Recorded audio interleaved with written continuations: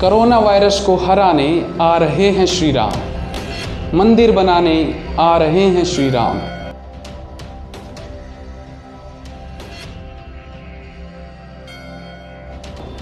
अर्थव्यवस्था को पटरी पर लाने आ रहे हैं श्री राम, आ रहे हैं श्री राम। चाइना को हराने आ रहे हैं श्री राम, पाकिस्तान को सिखाने आ रहे हैं श्री राम। नमस्कार दोस्तों, आप देख रहे हैं अंकुश तक। हमारे साथ बने रहिए और हम आपको राम मंदिर की एक्सक्लूसिव फोटोज और वीडियोस सबसे पहले दिखाएंगे। रुकेंगे एक छोटे से ब्रेक के लिए, बने रहिएगा हमारे साथ अंकुश तक। नमस्कार दोस्तों, मीडिया की पिछले 4-5 दिन की राम मंदिर की कवरेज तो आप देख ही रहे होंगे। ऐसा ही कुछ हो रहा है जैसा आपने मेरी वीडियो में देखा। पर क्या आप ये जानते हैं कि रामलला पहली बार मस्जिद में कब देखे गए, या रामलला को मस्जिद के अंदर किसने रखा? राम मंदिर का उद्घाटन आज से 34 साल पहले भी हो चुका है। क्या आप ये जानते हैं? इन सभी बातों पर बात करेंगे और 1528 से लेकर 2019 तक राम मंदिर के इतिहास के बारे में संक्षेप में बातें करेंगे। तो चलिए वीडियो शुरू करते हैं।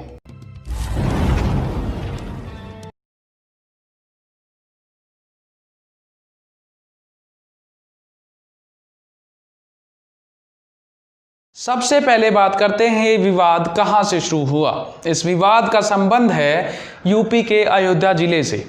हिंदुओं का मानना है कि जिस स्थान पर बाबर ने मस्जिद बनवाई वो श्री राम का जन्म स्थान है। ये मस्जिद कब बनी इसके बारे में कोई ठोस जानकारी नहीं है, पर इतिहासकारों का मानना है कि ये 1528 से 1529 के बीच बनी। जैसा कि आप जानते हैं, उस समय देश में मुगलों का राज था, उसके बाद अंग्रेज़ों का राज आया और 1947 में भारत आज़ाद हुआ। आज़ाद होने के बाद आता है इस कहानी में एक नया मोड़। 22 दिसंबर 1949 रात के 11 बजे अभिराम दास नाम का एक साधु रामलला को मस्जिद के अंदर लेकर जाता है, जैसा 23 दिसंबर की अयोध्या पुलिस की FIR भी कहती है।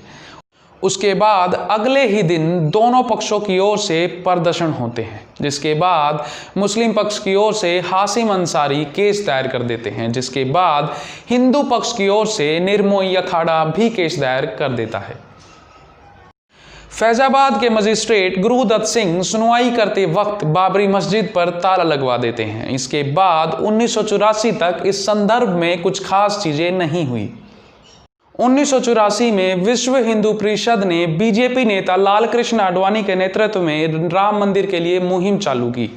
1986 में केस की सुनवाई करते वक्त फैजाबाद के जिला अध्यक्ष ने ताले तोड़ने के साथ साथ रामलला की पूजा अर्चना करने की भी इजाजत दी। अब एक ऐसी बात जिसका जिक्र मैंने इस वीडियो की शुरुआत में भी किया था कि राम मंदिर का शिलान्यास आज से पहले भी हो चुका है। 1989 में जब हिंदुत्व मुहिम जोर पकड़ रही थी तो उस समय के प्रधानमंत्री राजीव गांधी ने विश्व हिंदू परिषद को शिलान्यास की अनुमति दी। ये शिलान्यास 30 नवंबर 1989 को पूरा भी हुआ। 25 सितंबर 1990 लाल कृष्ण आडवाणी राम मंदिर रथ यात्रा चालू करते हैं। आपसे तो इतनी आशा है, बीच में मत पड़ो, रास्ते में मत आओ, क्योंकि ये जो रथ है लोक रथ है, जनता का रथ है, जो सोमनाथ से चला है और जिसने मन में संकल्प किया हुआ है कि 30 अक्टूबर को वहां पर पहुंच करके कार सेवा करेंगे और मंदिर वहीं बनाएंगे, उसको कौन रोकेगा। इसके दौरान भी बाबरी मस्जिद को गिराने की कोशिश की गई, जो असफल रही। असफल क्यों रही? उसके दो मुख्य कारण। पहला, सेंटर में जनता दल यूनाइटेड की सरकार और यूपी में मुलायम सिंह यादव की सरकार। मुलायम ने तो 30 अक्टूबर 1990 को बाबरी मस्जिद को गिराने के लिए एकजुट हुए कार सेवकों पर गोली के आदेश दे दिए, जिसमें 16 कार सेवकों की मौत भी हो गई। और ये 16 तो सरकारी आंकड़े हैं, असल में वहां कितने मरे इसका कोई हिसाब नहीं। और फिर आखिरकार 6 दिसंबर 1992 को बाबरी मस्जिद को गिरा दिया गया।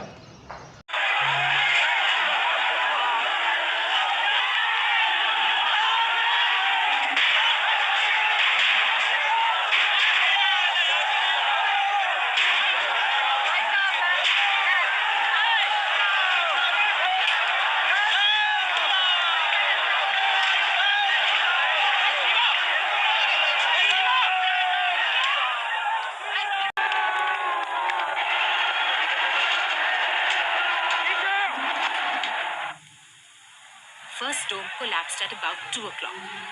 The second dome fell at 3:30. At this time, I could see Vinay Katiyar and Ramchandra Paramhans on top of the Ramkatha Kunj, giving a cricket-like commentary and egging people on. The third and final dome fell at 4:55 to loud cheers. ढांचा गिरने के बाद 2 FIR हुई। पहली FIR उन तमाम car सेवकों पर जो ढांचा गिराने में शामिल थे। दूसरी एफआईआर उन नेताओं पर हुई जिन्होंने ढांचा गिराने के उद्देश्य से भड़काऊ भाषण दिए। इसमें लाल कृष्ण आडवाणी, मुरली मनोहर जोशी, उमा भारती, विनय कटियार के अलावा 4 नेता और शामिल थे। इस मामले में 2 केस चले। पहला जमीनी विवाद जिसका फैसला सुप्रीम कोर्ट सुना चुका है, और दूसरा नेताओं पर जिन्होंने भड़काऊ भाषण दिए जिसका फैसला आना अभी बाकी है। इसके बाद क्या होता है? 16 दिसंबर यानी ढांचा गिराने के 10 दिन बाद Punjab and Haryana high court के जज NS लिब्रन की अध्यक्षता में कमीशन बनाया जाता है। इस कमीशन को इस पूरे कांड पर रिपोर्ट सबमिट करने के लिए बोला जाता है। इसके लिए उन्हें 3 महीने का समय दिया जाता है, पर यह रिपोर्ट 30 जून 2009 यानी 16.5 साल बाद सबमिट की जाती है। इस कमीशन पर इस दौरान 8 करोड़ रुपए खर्च किए जाते हैं। यह आज़ाद भारत का सबसे खर्चीला और लंबा कमीशन माना जाता है। 1993 में CBI एक रिपोर्ट सबमिट करती है। इस रिपोर्ट में कहा जाता है कि बाबरी मस्जिद गिराने की साजिश बजरंग दल नेता विनय कटियार के घर होती है, जिसमें आडवाणी के अलावा बाकी 8 नेता भी शामिल थे।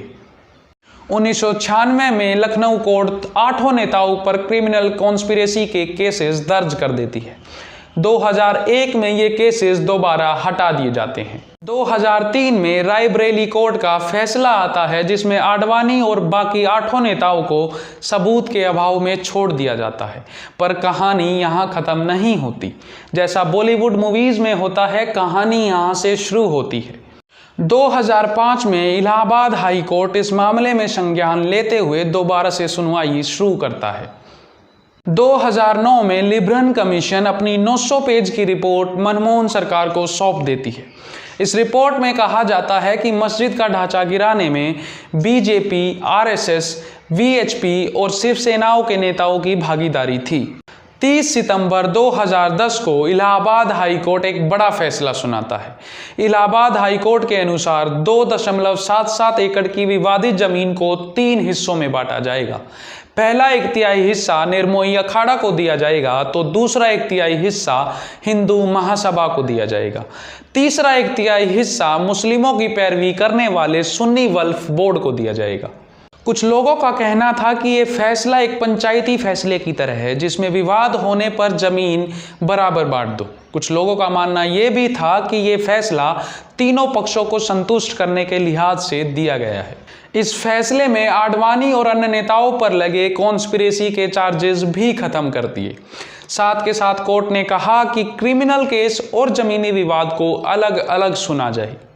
पर लड़ाई यहाँ खत्म नहीं हुई।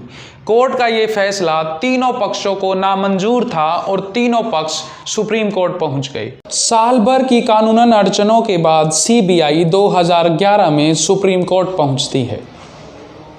2017 में सुप्रीम कोर्ट फैसला सुनाते हुए इलाहाबाद हाई कोर्ट का फैसला पलट देता है। इस फैसले में 2 चीजें होती हैं। पहला, आडवाणी और अन्य नेताओं पर लगे कॉन्स्पिरेसी चार्जेस दोबारा लगाए जाएंगे, और दूसरा, जमीनी विवाद और क्रिमिनल केस दोनों को एक साथ सुना जाएगा। सुप्रीम कोर्ट ने अपने इस फैसले में अयोध्या के पूरे मसले को सुलझाने के लिए 2 साल की समय सीमा भी निर्धारित की, जिसके बाद 9 नवंबर 2019 को सुप्रीम कोर्ट ने एक बड़ा फैसला सुनाते हुए विवादित जमीन पर राम मंदिर बनाने की इजाज़त दी। साथ के साथ मुस्लिम पक्ष को 5 एकड़ जमीन अयोध्या के आसपास देने का आदेश भी दिया। हिंदू पक्ष की सारी जमीन राम जन्मभूमि न्यास ट्रस्ट को दी गई, जो सरकार द्वारा 5 फरवरी 2020 को गठित किया गया था। ये तारीफ के काबिल है कि दोनों पक्षों ने इस फैसले पर अपनी सहमति दी और सामाजिक सौहार्द बिगड़ने नहीं दिया। अफसोस की बात यह है कि माननीय सुप्रीम कोर्ट द्वारा निर्धारित 2 साल की समय सीमा जो 2019 में पूरी हो चुकी है, उसके बाद भी आडवाणी और अन्य नेताओं पर लगे क्रिमिनल केस का फैसला अब तक नहीं आया है। अब इन सब बातों का सार निकालने की कोशिश करते हैं। सुप्रीम कोर्ट ने जो फैसला किया वो ठीक किया, पर यह फैसला लेने में सुप्रीम कोर्ट को 27 साल के बाद भी 40 दिन लगातार सुनवाई करनी पड़ी। इसके बीच अदालतों ने और सरकारों ने कितना पैसा बर्बाद किया, इसका कोई हिसाब नहीं है। खैर, जो होना था सो हो गया, पर इस चीज़ से एक सीख हमें लेनी चाहिए।